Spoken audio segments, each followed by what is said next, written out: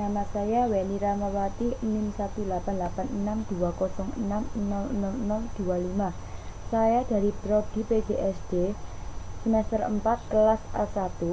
Saya membuat video ini guna untuk memenuhi tugas dari Bu Fitri, tugas pembelajaran terpadu.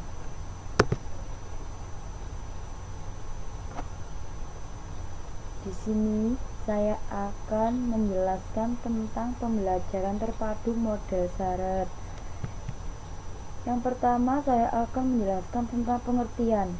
Apa itu model syarat? Model syarat adalah suatu model pembelajaran terpadu di mana pengembangan disiplin ilmu yang memayungi antara mata pelajaran atau yang disebut dengan kurikulum silang.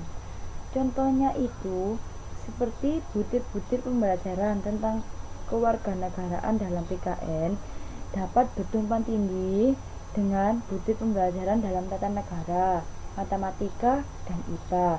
Itu contohnya seperti PKN bisa digabungkan dengan matematika, IPA, itu bisa digabungkan dan saling bertumpang tindih. Yang kedua, saya akan menjelaskan tentang karakteristik dalam model pembelajaran syarat ini. Dalam karakteristik ini ada dua karakteristik. Yang pertama yaitu memadukan dua disiplin ilmu yang memiliki konsep, sikap, dan keterampilan yang sama. Dan yang kedua, memiliki disiplin komplementer.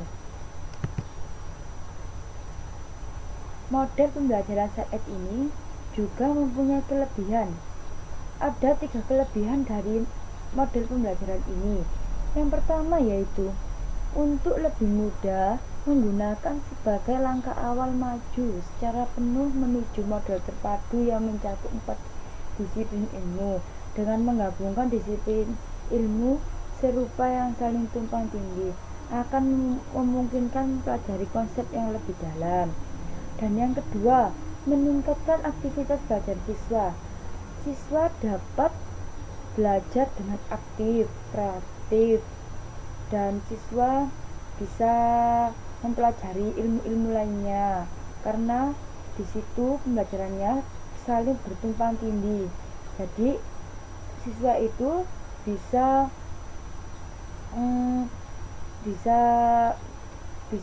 mendapatkan ilmu secara lebih luas. Dan yang ketiga, guru dapat menciptakan blok waktu yang lebih besar untuk meningkatkan pengalaman belajar siswa.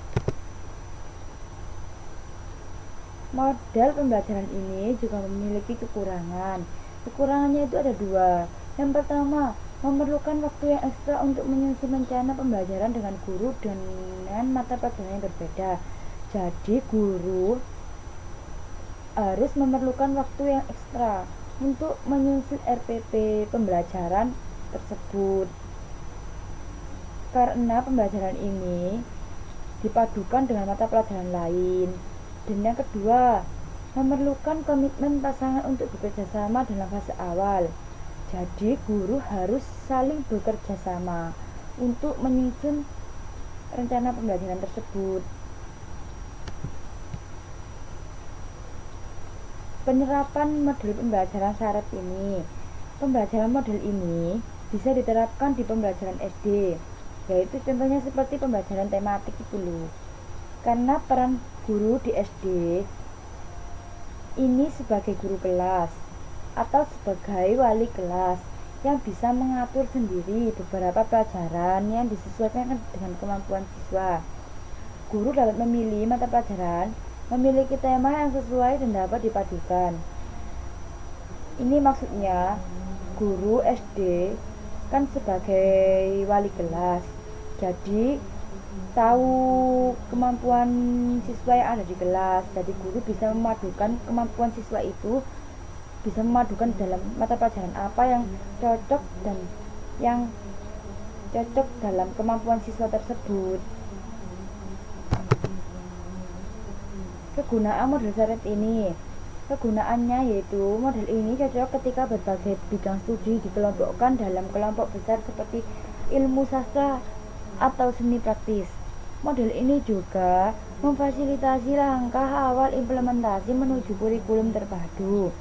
Model ini merupakan model yang aktif untuk menggunakan dua disiplin sebagai tahap intermediate menuju tim dengan 4 disiplin yang jauh lebih rumit dan kompleks.